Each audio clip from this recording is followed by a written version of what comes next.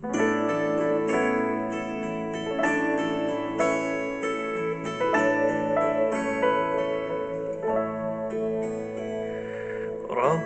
shrah li sadri wa yassir li amri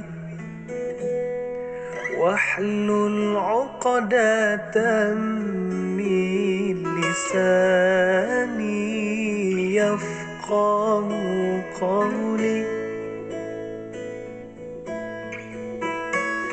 Ya Allah, lapangkanlah dadaku, mudahkan urusanku, lancarkan lisanku, dan baguskanlah ucapanku.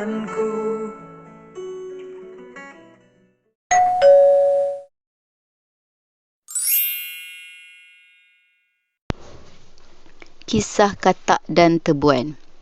Ketika pekerja menggerudi gunung, seekor katak tua melompat keluar. Seekor tebuan yang duduk di atas rumput agak terkejut. "Dari manakah kamu datang?" tanya tebuan. "Aku telah tinggal di gunung ini sepanjang hayat aku. Sekarang aku perlu mencari rumah baru," jawab katak dengan nada sedih. "Bukankah itu bagus?" tanya tebuan. "Aku tidak pernah melakukannya sebelum ini," kata katak. "Itu tidak penting. Pandang aku. Aku sangat kecil, tetapi aku hidup dalam kehidupan yang hebat. Kehidupan kita ini sama ada lama atau singkat, ia mesti penuh dengan keseronokan, cinta dan pengembaraan," kata tebuan. Katak menguak dan melambaikan tangan kepada tebuan ketika melompat pergi dari situ. Moral of the story, nikmati setiap detik kehidupan dengan semangat yang positif. Pokok tidak berguna. Hassan dan Khalid sedang mengembara. Apabila tiba di sebuah hutan, mereka berehat di bawah pokok besar. Oleh sebab terlalu penat, mereka pun tertidur. Apabila mereka bangun, mereka melihat keadaan sekeliling. "Pokok ini tidak berbuah," kata Hassan. "Ya, ia tidak berbunga juga. Semua pokok di sini nampaknya tidak berguna," kata Khalid. Tiba-tiba Hassan terasa kepalanya diketuk. Dia memandang ke atas dan terkejut melihat dahan pokok itu yang mengetuk kepalanya. "Kamu berdua tidak bersyukur. Kamu kata kami tidak berguna sedangkan kamu berehat di bawah kami dan lupa ucapkan terima kasih," kata dahan pokok itu. Hassan dan Khalid segera mengucapkan terima kasih kepada pokok lantas melarikan diri. Moral of the story, belajarlah menghargai sesuatu.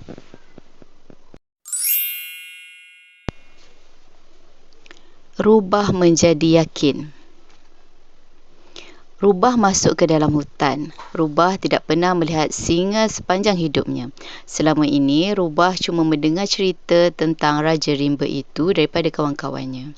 Pada suatu hari, Rubah terserempak dengan singa. Ngauman singa sangat kuat. Rubah segera bersembunyi di sebalik pokok. Rubah memerhatikan singa dari jauh. "Singa lebih besar daripada cerita yang saya dengar dan menakutkan," kata Rubah. Rubah pun mengekori singa. Tidak lama kemudian, Rubah menyedari bahawa singa akan menyerang mangsanya apabila lapar sahaja. Singa melihat Rubah dan memanggilnya. "Hello, si kecil. Kamu mengekori saya? Mari ke sini," kata singa.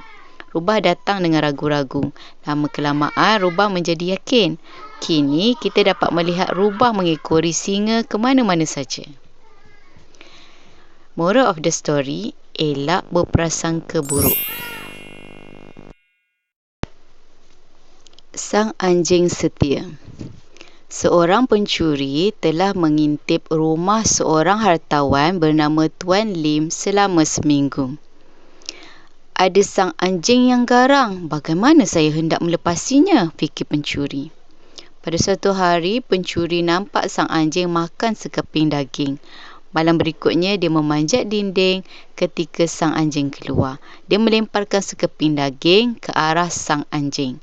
Sang anjing sangat berwaspada dan telah melihat pencuri itu. Kamu fikir kamu boleh buat saya gembira dengan sekeping daging? Kamu tunggu, fikir sang anjing. Sang anjing menyalak dengan sekuat-kuatnya. Lampu menyala dan Tuan Lim pun keluar. Pencuri sangat takut, lalu dia terus melarikan diri. Moral of the story, air yang tenang jangan disangka tiada buaya. Agas dan lembu. Semua haiwan tidak suka agas hinggap di atas badan mereka kerana takut dengan sengatannya. Pada suatu hari, Agas nampak seekor lembu di tepi padang. Lembu itu kelihatan tenang. Mungkin saya boleh hinggap di tanduknya. Saya tidak akan mengganggu lembu itu, fikir Agas. Agas pun hinggap di tanduk lembu. Selepas cukup berehat, Agas terbang dan berkata kepada lembu, "Terima kasih lembu kerana membenarkan saya berehat di tanduk kamu." "Saya tidak perasan kamu ada di sini. Saya leka menghindu bau jerami dan bunga-bungaan di sini," jawab lembu. Agas terbang dan tahu bahawa setiap kali mahu berehat, Agas perlu mencari lembu. Moral of the story, bijak memilih kawan. Anjing yang lapar. 3 ekor anjing sedang mencari makanan. Mereka menyelongkar tong sampah dan sering mendapat sisa makanan yang lazat. Malangnya, hari itu mereka tidak dapat makan apa-apa. Mereka duduk menahan kelaparan di tepi sebuah kolam. Tiba-tiba, anjing pertama ternampak penjual ayam melemparkan kulit ayam ke dalam kolam. "Mari kita dapatkan kulit ayam itu. Kita boleh mengunyahnya untuk makan malam nanti." Malangnya, kolam itu penuh dengan air. Mereka tidak dapat mengambil kulit ayam itu. "Mari kita minum air kolam ini. Kemudian kita akan jumpa kulit ayam itu," kata anjing kedua. "Ya," kata anjing ketiga pula. Mereka pun mula minum. Tidak lama kemudian, perut mereka sudah penuh tetapi air di dalam kolam masih banyak. Akhirnya mereka letih dan meninggalkan kolam itu. Moral of the story, jangan mudah berputus asa.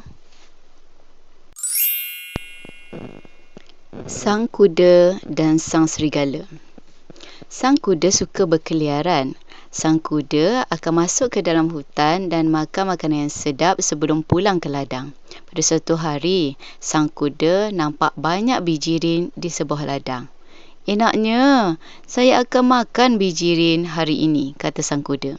Baru sahaja sang kuda mahu mendekati bijirin itu, sang kuda nampak sang serigala keluar dari situ. "Hai sang kuda, bijirin di sini sangat lazat. Saya simpan bijirin yang cukup untuk kamu," kata sang serigala. "Kamu tipu. Kamu tidak makan bijirin. Jika kamu makan bijirin sekalipun, kamu tidak akan meninggalkan apa-apa untuk haiwan lain. Kamu sangat mementingkan diri sendiri," kata sang kuda. Sang serigala terus beredar dari situ kerana malu. Moral of the story, elak sikap pentingkan diri sendiri.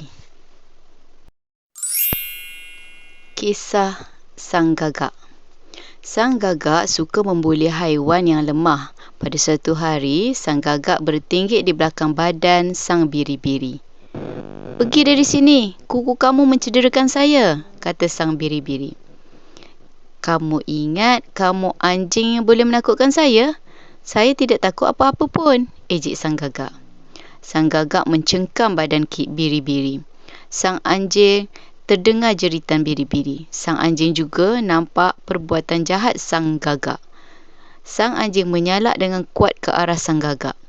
Tidak lama selepas itu, sang gagak menyedari bahawa dirinya akan digigit oleh sang anjing jika terus berada di situ. Sang gagak segera terbang dari situ. Sejak itu, sang gagak tidak berani datang lagi. Moral of the story, jangan beri muka kepada si pembuli. Telur atau tiram? Anak anjing suka makan telur rebus. Jadi, Encik Tan akan berinya makan telur rebus pada setiap hari. Anak anjing bangga memberitahu kawan-kawannya bahawa mereka tiada tuan yang lebih baik daripadanya. Jangan berlagak, nanti kamu akan menghadapi masalah, pesan ibu anjing. Pada satu hari, Encik Tan membawa anak-anak anjing bersia-sia di tepi pantai. Tiba-tiba, anak anjing nampak objek putih sedang berpusing. Anak anjing sangka objek itu ialah telur rebus. Anak anjing pun cepat menggonggongnya. Rasanya agak pelik, fikir anak anjing. Malam itu, anak anjing sakit perut. Tiada sesiapa pun tahu puncanya sehingga anak anjing beritahu ibu anjing tentang telur rebus yang dimakannya. Keesokannya, anak anjing menunjukkan kepada ibunya telur rebus yang dimakannya. Ini tiram, bukan telur rebus, kata ibu anjing. Sejak itu, anak anjing tidak sombong lagi. Moral of the story, sikap sombong merugikan diri sendiri. Sang anjing yang tamak. Sang anjing menunggu di luar kedai penjual daging. Ketika penjual itu berpaling, sang anjing terus mencurinya dan melarikan diri. Ketika sang anjing sampai di sebuah jambatan, sang anjing pun melihat ke bawah. Sang anjing nampak seekor anjing lain sedang mengonggong daging. Bagaimana anjing itu ada daging yang besar? Aku mesti memilikinya, kata sang anjing sambil menderam. Sang anjing tidak menyedari bahawa di dalam air itu ialah bayang-bayangnya sendiri. Berani anjing itu menderam kepada aku? Aku akan beri pengajaran dan dapatkan daging itu juga, kata sang anjing. Sang anjing melompat ke dalam air dan menyerang anjing di dalam sungai. Akibatnya, sang anjing kehilangan potongan dagingnya. Moral of the story, orang tamak pasti akan rugi.